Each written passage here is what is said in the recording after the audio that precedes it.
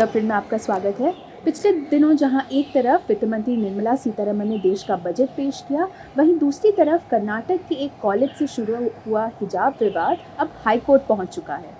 देश और दुनिया से जुड़े ऐसे ही मुद्दों पर एक बार फिर चर्चा करने हम आपके सामने लेके आए हैं हेडलाइंस के पीछे शेखर के साथ। मैं अपूर्वा मंधानी और मेरे साथ है हमारे editor in chief Shekhar Gupta. स्वागत है आपका शेखर। ये शो हम 2 हफ्ते बात कर रहे हैं। हाँ जी, आप तब तक हम सब लोग ओमिक्रॉन में गोता लगा चुके हैं। बिल्कुल। तो और ठीक ठाक जीता जागता वन पीस आपके सामने खड़े हैं। मुझे पता है आप सभी हमसे कई बार पूछ रहे थे कि हम क्यों नहीं ये शो लेके आए, तो उसकी वजह यही थी। लेकिन अब हम एक बार फिर आपके सामने ये शो लाने के लिए हर हफ्ते तैयार हैं। जैसा कि आप जानते हैं, इस शो पर हम आपके सवाल लेते हैं। वो सवाल मैं शेखर से पूछती हूँ, शेखर आपके सभी सवालों का जवाब देते हैं। पिछले कुछ दिनों में काफ़ी आपके सवाल हमारे पास आए। तो सबसे पहला जो सवाल है शेखर, वो आया नाट बाबू से, जो पूछ रहे हैं हिजाब मुद्दे पर। ऑफकोर्स काफ़ी सवाल आए हुए हैं। वो पूछ रहे हैं कि क्या आपको लगता है कि हिजाब विवाद कर्नाटक में राजनीतिक तनाव को बढ़ा रहा है, जिससे कुछ सांप्रदायिक अशांति पैदा हो रही है? क्या छात्रों को उनके धार्मिक रीति रिवाजों के अनुसार यूनिफॉर्म चुनने की स्वतंत्रता दी जानी चाहिए? नहीं, देखिए, जहाँ यूनिफॉर्म होती है वहाँ सबकी यूनिफॉर्म एक होनी चाहिए। उसमें कुछ चीज़ें हैं, जैसे सिखों की जो पगड़ी वगैरह है, ये सुप्रीम कोर्ट ने पहले माना हुआ है कि उनकी एसेंशियल प्रैक्टिसेस हैं। हालांकि सिखिज्म में भी उसको एनफोर्स नहीं किया जाता।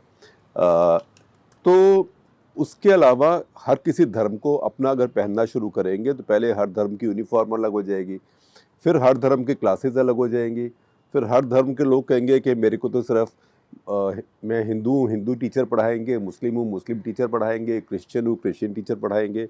अगर आप देखें, बीजेपी के भी इतने बड़े नेता हैं, बड़े बड़े नेताओं के बच्चे सब मिशन स्कूल से पढ़ के आए हैं, और बड़े बड़े नेता खुद भी, अडवाणी जी को मिला के भी मिशन स्कूलों से पढ़ के आए हैं, वो तो क्रिश्चियन पादरियों से पढ़े हैं। तो ये सब बातें इनको कुरेदना नहीं चाहिए, क्योंकि इसके बाद तो इसका रास्ता फिर वही होगा।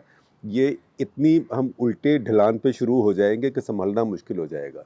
क्योंकि पहले आप क्लास में सेग्रीगेशन, फिर टीचर्स का सेग्रीगेशन, फिर स्कूल कॉलेज का सेग्रीगेशन, और उसके बाद फाइनली जिससे होता है ये फिर सेपरेट इलेक्टोरेट्स होती हैं।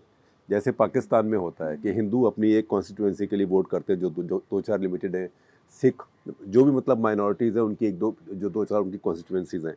तो ये भारत ये फिल्म पहले देख चुका है, और जब पहले फिल्म चली थी तो ये इसका अंत जो था वो त्रासदी में था, वो ट्रेजिडी में था, क्योंकि हमारे पार्टीशन से पहले भी सेपरेट इलेक्टोरेट्स बनी थी, हिंदू की, मुसलमान की, और अब देखिए उसमें क्या हुआ, देश बट गया। तो हमको दोबारा उस दिशा में नहीं जाना चाहिए। हम ठीक ठाक चल रहे हैं और ठीक ठाक चल रहे थे। जैसे अंग्रेज़ी में कहते हैं, don't mend what and broken.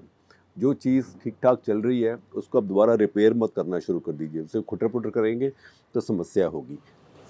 इसी पर ही काफ़ी सवाल आ रहे हैं। आनंद यादव इसके इफेक्ट के बारे में पूछ रहे हैं। वो पूछ रहे हैं, क्या आप कर्नाटक हिजाब विवाद को कैसे देखते हैं? क्या आपको नहीं लगता कि इससे स्कूल और कॉलेज स्तर पर छात्रों के बीच नफरत बढ़ेगी? जी, बहुत ज़्यादा। ये बिल्कुल नहीं होना चाहिए था। और जैसे कि आप पढ़ रहे हैं, इसका सारा डिटेल भी मैं पढ़ रहा हूँ। एक बड़ा अच्छा आर्टिकल है, गजाला वहाब हमारे जानी मानी पत्रकार हैं, उन्होंने लिखा है, जो मिंट में कल छपा है।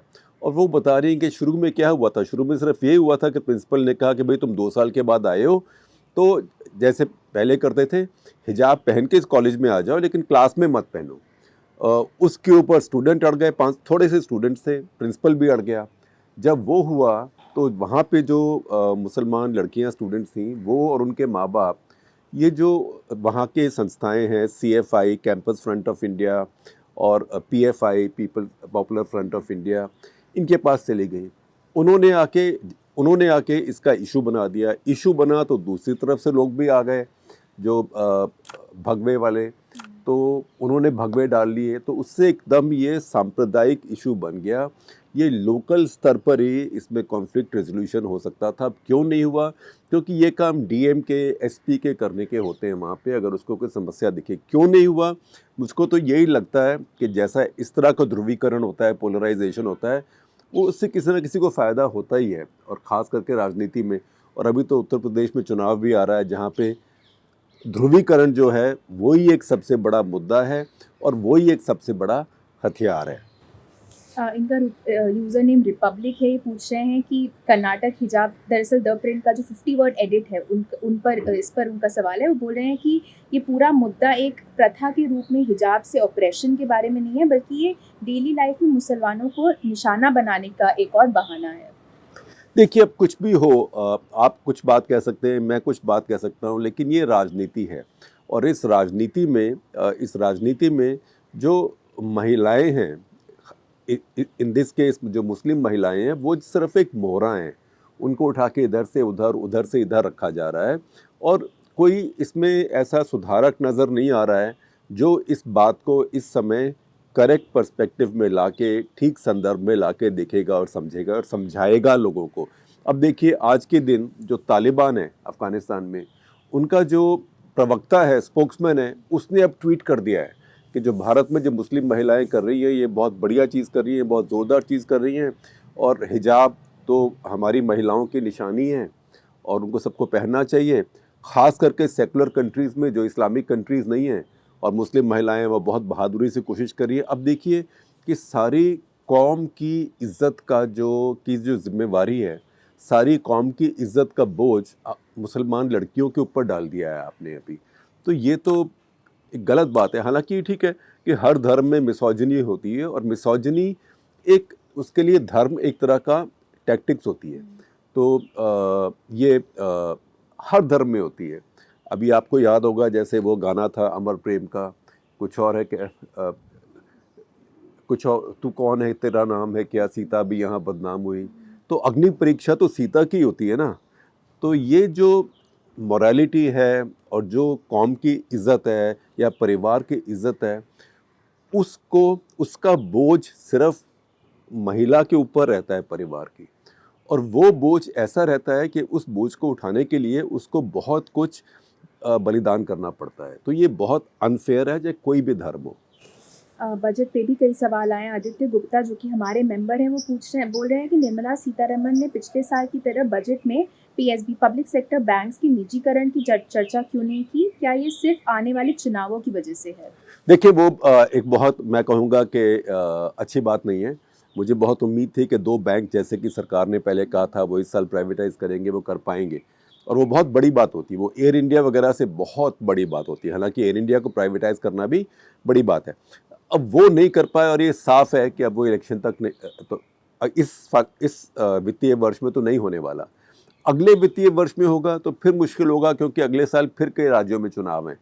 तो इस पे भी निर्भर करेगा कि इन चुनावों में बीजेपी का क्या परफॉर्मेंस रहता है। लेकिन क्योंकि मैं समर्थक हूँ इस बात का कि बारी बारी जो सरकारी बैंक हैं, एक मैं कहूँगा finally state bank of India को छोड़ के इन सबको प्राइवेटाइज करना चाहिए, तो उसमें ये बड़ा सेटबैक है। अमेय चुम्भाले जो कि हमारे मेंबर हैं, वो बोल रहे हैं कि क्या आप प्लीज़ निर्मला सीतारमण की परफॉर्मेंस एज फाइनेंस मिनिस्टर को एनालाइज कर सकते हैं? क्या आपके हिसाब से वो अब भी मोदी शाह की छाया और उनकी गाइडेंस में काम कर रही हैं? देखिए, इस सरकार में ये बात आपको मान के चलनी है कि सब कुछ प्राइम मिनिस्टर्स ऑफिस से आता है, प्रधानमंत्री के कार्यालय से आता है। तो जो भी कुछ भी फैसला दे रहा है वो प्राइम मिनिस्टर के, प्रधानमंत्री के कार्यालय से आता है। मैं कहूँगा कि एक तरीके से सिर्फ एक गृह मंत्रालय को छोड़ के, कि वहाँ पे अमित शाह जी अपना कर पाते हैं जो करते हैं, क्योंकि ये भी आप कहेंगे कि शायद उनकी और मोदी जी की अंडरस्टैंडिंग भी इतनी अच्छी है कि वो काम कर पाते हैं। लेकिन बाकी सब मंत्री जो भी करते हैं, उसकी जो डायरेक्शन है वो प्रधानमंत्री से ही आती है। इसमें कोई ना छुपाने की बात है, ना इसमें कोई कन्फ्यूजन की बात है, इसमें कोई क्लटर भी नहीं है। कौस्तुभ सौका जो कि हमारे मेंबर हैं, वो बोल रहे हैं कि लगता है सरकार ने क्रिप्टो टैक्स भारत के नागरिकों को क्रिप्टो ट्रेड या गैम्बलिंग से दूर करने के उद्देश्य से लागू किया है। क्या आप इस कदम से सहमत हैं? जी हाँ, मैं बिल्कुल सहमत हूँ। और जहाँ तक मेरी खुद की बात है, हो सकता है कि मैं बहुत पुरानी पीढ़ी का हूँ, तो जो चीज़ मुझे समझ नहीं आती उसमें मैं विश्वास नहीं कर सकता। अब अगर कोई आपको कीमत, आप अगर मान लीजिए कि आपने क्रिप्टो में करेंसी खरीद ली, तो उस करेंसी की वैल्यू घटती बढ़ती क्यों है? जब वो बढ़ती है तो किसकी घटती है? जब वो घटती है तो किसकी बढ़ती है? और अगर बिना किसी की घटे आपकी बढ़ रही है, इसका मतलब वो पोंजी स्कीम है, जिसको मल्टी लेवल मार्केटिंग भी कहते हैं, जिसमें बड़े बड़े लोग फेल हो गए। तो आप जब पैसा देके क्रिप्टो खरीदते हैं या बिटकॉइन खरीदते हैं, वो पैसा किसके पास जाता है और उस पैसे का वो क्या करते हैं? वो पैसा अगर ब्याज पे लगता है तो आपकी करेंसी उतने से बढ़ सकती है। वो पैसा अगर स्टॉक मार्केट पे लगता है तो आपकी करेंसी उससे बढ़ सकती है, जितना स्टॉक मार्केट बढ़े या उतनी घटेगी। तो इससे अच्छा आप स्टॉक मार्केट में शेयर खरीद लें, इंडेक्स फंड खरीद लें। तो मैं जानता हूँ कि मैं आपको ये बात ठीक से समझा नहीं पा रहा हूँ, क्योंकि मैं खुद भी नहीं जानता हूँ। लेकिन अब ये बात भी गलत है कि अगर आप नहीं जानते हो इसका मतलब आप तो पुराने ज़माने के हो, आपको कुछ नहीं पता ये क्या चीज़ है। क्योंकि जो करेंसी है दुनिया में वो सरकारें निकालती हैं। करेंसी का एक बेसिस होना चाहिए। आपके भी नोट के ऊपर लिखा होता है कि मैं रिजर्व बैंक ऑफ इंडिया का गवर्नर आपको इतने पैसे देने का वादा करता हूँ। तो करेंसी की अंडरलाइंग वैल्यू को ऐसी हवा में तो नहीं हो सकती। तो इसमें कुछ, लेकिन ये भी है कि सरकार ने इसको बैन नहीं किया है। तो बैन नहीं किया है तो इस तरह इस समय मुझे लगता है कि जैसे हमें समझ नहीं आ रहा, बहुत लोगों को सरकारों में भी समझ नहीं आ रहा है। जो अगला सवाल है वो है मानस शर्मा से, जो पूछ रहे हैं कि बजट में 25 साल का विजन तैयार किया गया है। वैसे 2022 में बहुत से बड़े वादे पूरे होने वाले थे जिनका कोई जिक्र नहीं मिला। आपको क्या लगता है कि ये 25 साल वाला दृष्टिकोण पूरा होगा, जैसे इंडिया विजन 2020 पूरा हो चुका है? देखिए, ये राजनीति में होता है कि आप जिसको हम कहते हैं गोल पोस्ट को शिफ्ट करते जाते हैं। कि आप जब भाग के आ गए कि अब मैं गोल करूंगा, तो आप देखेंगे वहाँ गोल पोस्ट है ही नहीं। क्यों? क्योंकि मैदान को 100 गज और बढ़ा दिया है, वो आगे हो गया, फिर आप वहाँ जाके पहुँचे। ये तो राजनेता करते ही हैं और वही अभी भी किया गया है। जैसे कि प्रधानमंत्री ने करीब 6 साल पहले बोला था कि हम किसानों की आमदनी दुगनी कर देंगे। वो इस साल होनी थी 2022 में। ऐसा तो नहीं होने वाला। अब अगले 6 साल में हो पाएगी मुझे नहीं पता, मतलब इन्फ्लेशन एडजस्ट करके।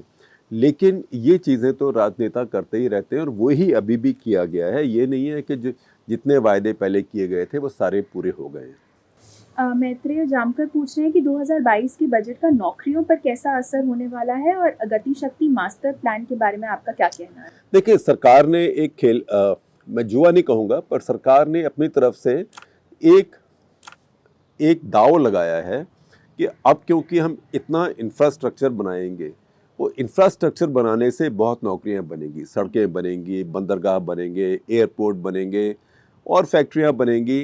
उनसे हमारे यहाँ नौकरियां आएंगी। सरकार नौकरियां दे, अभी सरकार की इतनी औकात नहीं है कि सरकार बहुत ज़्यादा नौकरियां दे पाए। तो सरकार ने अब ये एक मूव किया है, ये एक दांव खेला है। देखते हैं कि कैसे वो चलता है। जहाँ तक मेरी बात है, मैं इस बात का स्वागत करता हूँ कि सरकार इंफ्रास्ट्रक्चर पे ज़्यादा खर्च करने वाली है। और सरकार ने ये जो खर्च बढ़ाया है इंफ्रास्ट्रक्चर में, ये टैक्स बढ़ा के भी नहीं बढ़ाया है। सरकार कह रही है कि हम और उधार लेंगे मार्केट से। इसीलिए आप देखेंगे जो भारत के बॉन्ड्स हैं, 10 साल का जो बॉन्ड है भारत सरकार का, उसके ऊपर अभी ब्याज दर बढ़ गई है। अगला सवाल जो है, इनका यूजर नेम है AB9211। ये पूछ रहे हैं कि पिछले कुछ सालों में हेल्थ केयर पर काफ़ी दबाव पड़ा है और इंडिया का प्रदर्शन सेकेंड वेव में भी कुछ खास नहीं था। उनका सवाल ये है कि क्या ये बजट हेल्थ केयर को सीरियसली ले रहा है और क्या इसमें रिसर्च या फार्मा इंडस्ट्री को इसको किस तरह का बूस्ट मिल रहा है? देखिए, रिसर्च और फार्मा इंडस्ट्री को ऐसे स्पेसिफिक बजट से बूस्ट नहीं, और वो होता भी नहीं है। लेकिन भारत में कई समस्याएं हैं रिसर्च और फार्मा इंडस्ट्री में। ये वो एक सवाल में बताना मुश्किल है, मुझे पढ़ना भी पड़ेगा थोड़ा कि अभी लेटेस्ट क्या है। जैसे कि बहुत दिन से तो भारत में यही समस्या थी कि आप आसानी से ट्रायल्स नहीं कर पाते थे। तो भारत की दवा बनाने वाले बाहर जाते थे ट्रायल्स के लिए। आप देखें कि भारत में बहुत कम दवाइयाँ ईजाद हुई हैं जो पेटेंट हुई हैं। अब ठीक है, जैसे कोवैक्सिन है, कोवैक्सिन भारत में बना, वो पेटेंट हुआ है। हालांकि वो पुरानी टेक्नोलॉजी है, उसी टेक्नोलॉजी से या उसी तरीके से चीनियों ने भी अपने वैक्सीन बनाए हैं, उसी तरीके से रशियंस ने जो स्पुतनिक बनाया है वो उसी से। थोड़ा सा उसमें फ़र्क है क्योंकि इसमें जो आपको 2 डोज लगती हैं, दोनों डोज एक ही एडिनो वायरस पर बेस्ड है। वहाँ पर जो स्पुतनिक है उसकी 2 डोज जब लगती हैं आपको, तो एक में एक एडिनो वायरस होता है, दूसरी में दूसरा एडिनो वायरस होता है। वो इसलिए कि कल को मान लीजिए किसी के बॉडी में उस एडिनो वायरस के लिए इम्यूनिटी बन जाए, तो मरा हुआ जो भी होता है, तो आपको, तो ये सब वही टेक्निक्स हैं। लेकिन उसके अलावा भारत का जो रिकॉर्ड है अपनी दवाइयाँ ईजाद करने में, वो बहुत ही पुअर है। और उसके लिए सिर्फ बजट कुछ नहीं कर सकता है। जो अगला सवाल है वो रोहन नवलकर का है। वो पूछे कि क्या ये बजट फाइनली मिडिल क्लास को बीजेपी से दूर कर देगा नेशनल लेवल पर। वो बोल रहे हैं कि मिडिल क्लास ने पिछले 7 सालों में काफ़ी बेनिफिट नहीं देखा इस सरकार से, तो क्या उनका झुकाव कांग्रेस और बाकी विपक्षी पार्टियों की तरफ होगा? देखिए, जो मिडिल क्लास है, मध्यम वर्ग है, वो लगता है कि बीजेपी की तरफ काफ़ी कमिटेड है। कम से कम बीजेपी ये समझती है कि कुछ भी हो, मध्यम वर्ग, हिंदू मध्यम वर्ग सिर्फ उनको ही वोट देगा। अब चाहे उनको वोट दे क्योंकि उनको कांग्रेस पसंद नहीं आती, चाहे उनको वोट दे कि उनको राहुल गांधी पसंद नहीं आते, चाहे उनको वोट दे क्योंकि उनको लगता है कि ये पार्टी एक मुसलमानों को अपनी जगह रख रही है, उसके पहले मुसलमानों को बहुत ज़्यादा कुछ रोल मिला हुआ था। तो ये सारे कॉम्बिनेशन फैक्टर्स का कॉम्बिनेशन है। और बहुत आप देखें कि आप जैसे हिंदी क्षेत्रों में जाएं, यूपी में, बिहार में, बहुत जगह तो ऐसा लगता है कि जो बीजेपी के वोटर्स हैं, जो मोदी जी के वोटर्स हैं, उनको एक तरह का अवतार समझते हैं। ये बात मैंने खुद सोच के नहीं कही, ये जो स्वर्गीय कमाल खान है, जो एनडीटीवी के कॉरेस्पॉन्डेंट थे लखनऊ में, अभी उनका देहांत हो गया, ये हमेशा कहा करते थे हमारे डिस्कशंस में भी कि आप नहीं समझते, यूपी बिहार में बहुत लोग मोदी जी को अब नेता नहीं समझते, एक अवतार समझते हैं। अगला सवाल है नम्र पटेल से, जो पूछ रहे हैं कि मायावती की तरफ से आने वाले यूपी चुनावों के लिए टिकट डिस्ट्रीब्यूशन पे आपके क्या विचार हैं। वो ये भी बोल रहे हैं बीजेपी वर्सेस एसपी की जो हाइप बनी है, क्या उसके चलते बीएसपी थोड़ी अंडरमाइन हो गई है एक तरह से? देखिए, मैंने उनके चुनाव में उनके जो उम्मीदवार हैं उनकी लिस्ट को बहुत स्टडी नहीं किया है, इसलिए मैं बिना बात आपके सामने कुछ ज्ञान नहीं देने वाला हूँ। लेकिन ये ज़रूर है कि काफ़ी समय से वो बिल्कुल भी जनता में नहीं रही है। उनकी कमिटेड वोट बेस एक है और उनके वर्कर्स भी बहुत कमिटेड हैं। और हमारे यहाँ एक बद्री नारायण जी का जो प्रोफेसर है इलाहाबाद में, उनका एक आर्टिकल छपा था कि आपको ऊपर नज़र नहीं आ रहा है लेकिन उनके वर्कर जो ग्राउंड लेवल पे बहुत काम कर रहे हैं, तो शायद वो काम कर रहे हों। लेकिन ये सच्चाई है कि इस समय कोई ये नहीं सोचता कि ये बीएसपी राज्य में कोई सत्ता जीतने के काबिल है। तो वो एक तरह की थर्ड फोर्स है अभी राज्य में। अगला सवाल है अमन शर्मा से, जो कि हमारे मेंबर है। इसी बात पे आपको याद दिला दूं कि आप भी हमारी मेंबरशिप ज़रूर लें, क्योंकि हमारे मेंबर्स के जो सवाल होते हैं उनको मैं पूरी कोशिश करती हूँ कि शेखर तक ज़रूर पहुँचा पाऊँ।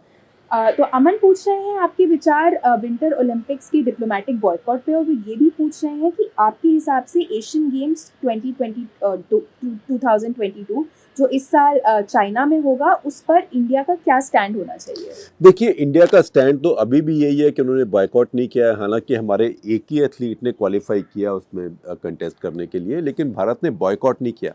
भारत ने सिर्फ ये किया कि क्योंकि उन्होंने गलवान में जो उनके कर्नल साहब को बहुत भारी घायल हो गए थे सिर में, उसको भी एक टॉर्च बेयरर बना दिया जो ओलंपिक की मशाल लेके चलता है। तो भारत ने उस बात का बुरा माना और कहा कि जो हमारे वहाँ पे राजनयिक हैं, डिप्लोमेट्स हैं, वो आपकी ओपनिंग सेरेमनी में आके नहीं देखेंगे।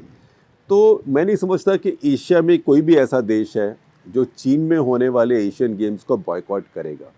ये जो डिप्लोमेटिक बॉयकॉट है, ये पश्चिमी देशों का है और पश्चिमी देशों का तो एशियन गेम्स में, एशियन खेलों में कोई रोल ही नहीं है। तो मैं नहीं समझता कि भारत उस पर कोई और एडवर्स उस पर कुछ प्रतिक्रिया करेगा। लेकिन उसमें एक शर्त है, वो शर्त ये है कि भारत चीन सीमा पे जो जैसा मामला है वो अगर बेहतर भी नहीं होता तो इससे आगे गड़बड़ ना हो। शोभित कौल बोल रहे हैं कि हम मणिपुर चुनावों पे ज़्यादा ध्यान नहीं दे रहे हैं, ये एक बड़ी गलती है। वो बोल रहे हैं कि यूपी और उत्तराखंड चुनाव सारी जगह ले रहे हैं एक तरह से, लेकिन हमें गोवा और मणिपुर को भी डिटेल में देखना चाहिए। ये आपकी बात बिल्कुल ठीक है, गोवा की बात भी काफ़ी हो रही है, मणिपुर की नहीं हो रही है। और गोवा और मणिपुर अगर आप देखें अपनी जनसंख्या के हिसाब से तो गोवा से काफ़ी बड़ा है। इतना बड़ा नहीं है लेकिन गोवा से बड़ा है, कम से कम 2 गुने से ऊपर वहाँ पे आबादी है गोवा से। दोनों 2 एमपी भेजते हैं पार्लियामेंट में। और मणिपुर जो है, अब हम लोग भूल जाते हैं कि मणिपुर का महत्व क्या है। यही भूल जाते हैं, हम नेताजी की इतनी बात करते हैं, आईएनए की इतनी बात करते हैं, हम कहते हैं कि नेताजी ने भारत का जो असली स्वाधीनता दिवस है वो होना चाहिए जब नेताजी ने भारत का झंडा फहराया था भारत की ज़मीन पे। लेकिन अगर आप कहीं क्विज़ करेंगे कि भारत की ज़मीन में कहाँ फहराया था, तो आम तौर पे लोग ये याद नहीं कर पाएंगे कि ये मणिपुर में फैलाया था, और जहाँ पे था मोइरांग जो जगह है वो इम्फाल से करीब 40-45 किलोमीटर दूर है। वो तो भारत में इतना बड़ा तीर्थ स्थान होना चाहिए, और इम्फाल में इतनी फ़्लाइट्स रोज़ जाती हैं। वहाँ तो अब ठीक ठाक एक दो होटल भी है, मैं सुनता हूँ।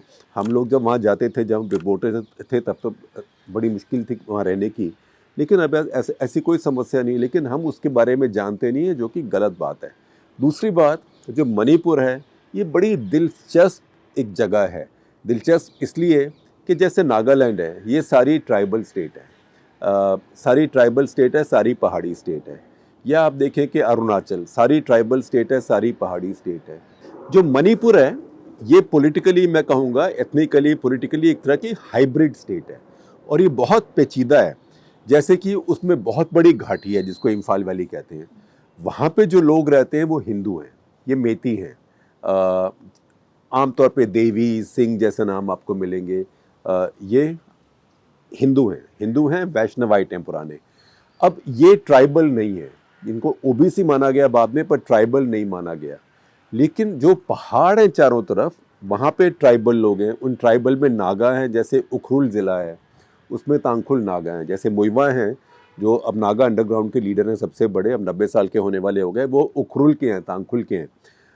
ऐसे ही बहुत वहाँ पे मिज़ो कबीलों के लोग हैं जिनको जोमी भी कहते हैं, जैसे कि आपकी मुक्केबाज हैं वहाँ से, मैरी कॉम। तो वो जोमी लोग बहुत हैं, कुकी लोग बहुत हैं। तो जो पहाड़ हैं ये ट्राइबल हैं। जो ट्राइबल हैं ये लगभग सबके सब क्रिश्चियन हैं। जो प्लेन्स में हैं, वैली में, ये लगभग सबके सब हिंदू हैं। और अगर 60 सीटें वहाँ पे हैं उनकी असेंबली में, तो 40 उनकी वैली में हैं और 20 उनकी पहाड़ों में हैं। मतलब 40 में हिंदू नॉन ट्राइबल वोट देते हैं, ज़्यादा वोट सभी रहते हैं वैसे, और बाकी 20 में ज़्यादातर ट्राइबल क्रिश्चियन लोग वोट देते हैं। तो ये बहुत ही जितनी हम भारत की विविधता बात करते हैं, मैं कहूँगा कि भारत के राज्यों में, खास करके उत्तर पूर्व के राज्यों में, मणिपुर की विविधता सबसे ज़्यादा है। और वहाँ देखते हैं कभी कोई ट्राइबल मुख्यमंत्री बनता है, जैसे सबसे पहले मैंने वहाँ जाना शुरू किया तो रिशांग कीशिंग जो तांखुल नागा हैं वो मुख्यमंत्री थे। अब एन बीरेन सिंह हैं जो कि मेती हैं। तो ये वहाँ पे सब खींचतान सब कुछ चलता रहता है। और वहाँ पे देखिए राष्ट्रीय सुरक्षा के इशू भी रहते हैं, आफ्सपा का इशू भी रहता है। तो ये सब बातें चलती हैं। मणिपुर के ऊपर हमें ज़्यादा नज़र देनी चाहिए। मेरी भी इसमें गलती है। मेरे ख्याल में जल्दी ये एक कट्टा क्लटर का एपिसोड इसके ऊपर भी करूँगा।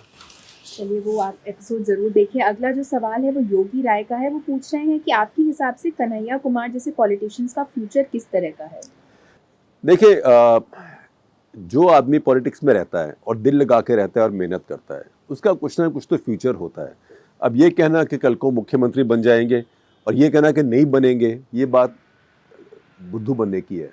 क्योंकि आप जो कहेंगे उससे उल्टा हो सकता है, क्योंकि आपको अभी कुछ पता नहीं क्या हो सकता है। लेकिन वो इतनी बड़ी पार्टी में इस टाइम नहीं है जिसके पास बहुत बड़ा वोट बैंक है। लेकिन जिस ग्रुप में वो हैं अभी, वो भी एक गठबंधन है, वहाँ अगर वोट उनका बढ़ेगा तो उनका भी आगे जाने का मौका है। लेकिन उनको भी याद रखना पड़ेगा कि बिहार में अगर वो मान लीजिए आरजेडी कांग्रेस के साथ जाते हैं तो फिर आरजेडी के तो अपने नेता हैं, तो एक लिमिटेशन रहेगी। लेकिन फिर भी आप देखेंगे कि छात्र राजनीति से बहुत लोग आगे निकल के आए हैं। कुछ समय से ऐसे लोग नहीं आ पाए हैं, खास करके एबीवीपी के अलावा अन्य पार्टियों से। इसमें देखते हैं उनके लिए एक मौका तो है।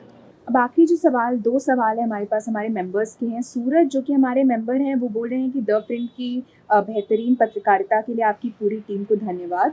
आपका हमें देखने के लिए बहुत बहुत धन्यवाद। वो बोल रहे हैं कि एक छोटी सी उनके पास पर शिकायत है। वो बोल रहे हैं कि हमें द प्रिंट में बेहतरीन स्पोर्ट्स जर्नलिज्म कब देखने को मिलेगा? देखिए, स्पोर्ट्स हमने थोड़ा बढ़ाना शुरू किया है अभी, और अब धीरे धीरे करेंगे। वो क्या कहते हैं, धीरे धीरे रे मना धीरे सब कुछ होए, माली सींचे 100 घड़ा तब जाके फल होए।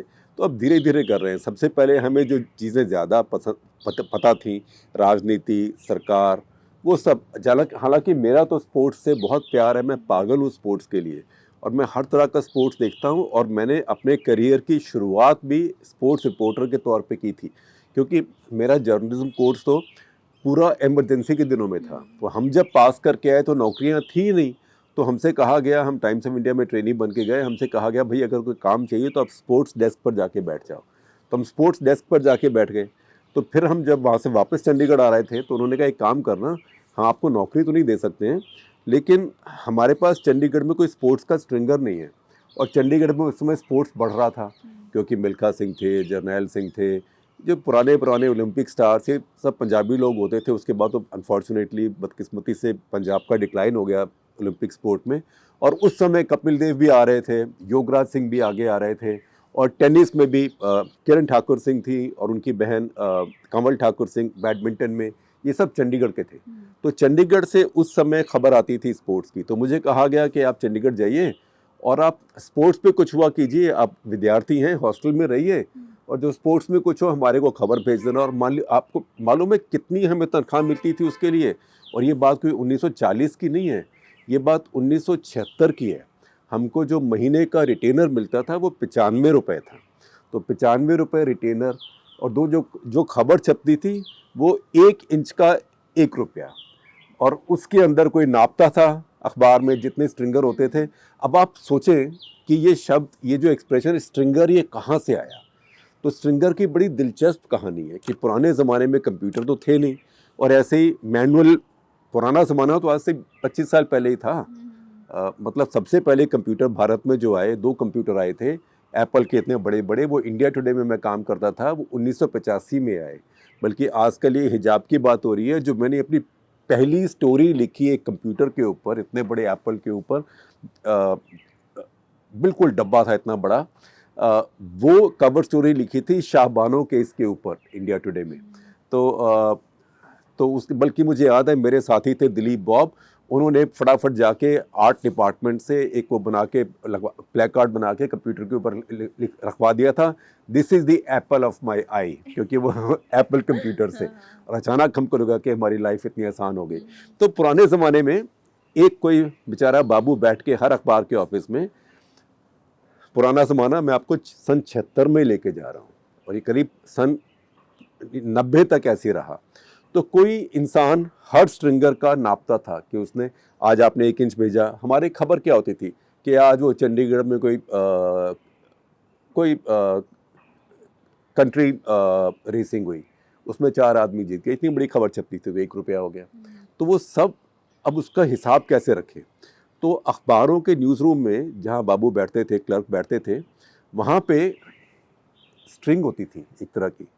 जैसे कि हर कटिंग को काट के कि आज शेखर गुप्ता ने 3 इंच भेजा है, कौन हिसाब रखेगा, वो कटिंग काट ली उसकी, उस कटिंग को उसमें पिरो दिया धागे में, फिर महीने भर के बाद में धागे में से सारी कटिंग्स निकाल के उनको नाप लिया। तो क्योंकि वो सारी कटिंग स्ट्रिंग में होती थी, इसलिए हम जैसों का नाम पड़ गया स्ट्रिंगर। आज आप कहते हैं जी कौन है ये स्ट्रिंगर है, तो स्ट्रिंगर कहाँ से आया। हर चीज़ का कोई ओरिजिन होता है, और हर चीज़ के पीछे एक कहानी होती है। तो आप, क्योंकि आपने स्पोर्ट्स की बात की, हम स्पोर्ट्स बढ़ा रहे हैं, अभी स्पोर्ट्स से कुछ लोग आ भी रहे हैं। और आपने देखिए हमने एक नया फीचर शुरू किया है, जब हमारे मैच होते हैं द प्रिंट क्विक क्रिकेट, उस पर नज़र रखिए, और कुछ और भी शुरू होगा। और अभी अब देखिए फीफा वर्ल्ड कप भी होगा, और कुछ टेनिस भी और होगा। हम कोशिश कर रहे हैं कि किसी के साथ हम ऐसा अरेंजमेंट करें कि वो उसको कवर कर पाए। अगला सवाल जो है वो भूषण का है, जो कि हमारे मेंबर हैं। वो बोल रहे हैं कि अगर आपको पीएम मोदी से इंटरव्यू करने मिल जाए तो आप उनसे कौन सा एक ऐसा तीखा सवाल पीएम से करेंगे, और कौन सी एक चीज़ पर उन्हें बधाई देंगे। देखिए अभी ये ऐसी बातें हाइपोथेटिकली करूं तो अगर करीब मान लीजिए 10 लाख में से एक मौका भी हो उनसे इंटरव्यू मिलने का, तो वो भी ख़त्म हो जाएगा। तो अभी पेपर लीक नहीं करना चाहिए इम्तहान का, पहले हम इम्तहान में बैठने लायक हो जाएं, फिर हम पेपर में सवाल सेट करेंगे। चलिए, इसी बात पर हमारा आज का एपिसोड यहीं ख़त्म होता है। हमें कमेंट सेक्शन पे ज़रूर बताएं कि आपको ये एपिसोड कैसा लगा, और हमसे जुड़ने के लिए बहुत बहुत धन्यवाद। आपका बहुत बहुत धन्यवाद। और आप ध्यान रखिए, हम लोग अभी ठीक हो गए, इसलिए हमें लगता है कि अब कम से कम 2-4-5 महीने हम ठीक ठाक हैं, लेकिन आप सब लोग ध्यान रखिए, ये वायरस अभी गया नहीं है, और ये बिल्कुल बेईमान वायरस है। मतलब इसका ईमान ही नहीं है, क्योंकि हर इंसान के लिए अपने नए रूल बनाता है, और भेस बदल के बार बार आता है। तो आप अपना बहुत ध्यान रखिए। टीका अगर आपका बूस्टर ड्यू है तो लगवा लीजिए, अगर आपका टीका अभी नहीं लगा है तो फटाफट अपना दोनों टीके लगवा लीजिए, और मास्क साथ रखिए और दूरी भी रखिए।